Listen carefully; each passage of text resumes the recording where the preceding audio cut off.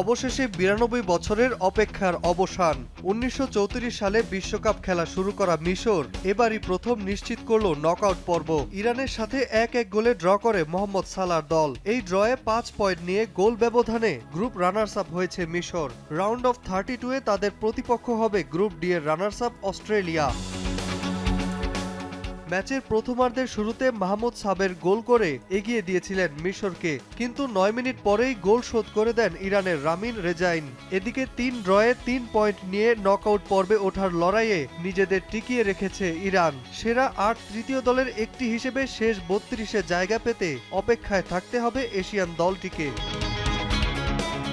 এদিকে দাপুটে পারফরম্যান্সে নিউজিল্যান্ডকে 5-1 গোলের বড় ব্যবধানে হারিয়ে নকআউট পর্বে জায়গা নিশ্চিত করেছে বেলজিয়াম। বেলজিয়ামের হয়ে জোড়া গোল করেছে লিয়ান্ড্রো ট্রসার্ড, একটি করে গোল করেছেন Kevin De Bruyne, Romelu Lukaku ও অ্যালেক্সিস সালমাইকার্স। এই হারে বিশ্বকাপ অভিযান শেষ হলো নিউজিল্যান্ডের। বিশ্বকাপে ফেরার ম্যাচে 1 পয়েন্ট নিয়ে তলানিতে দলটি।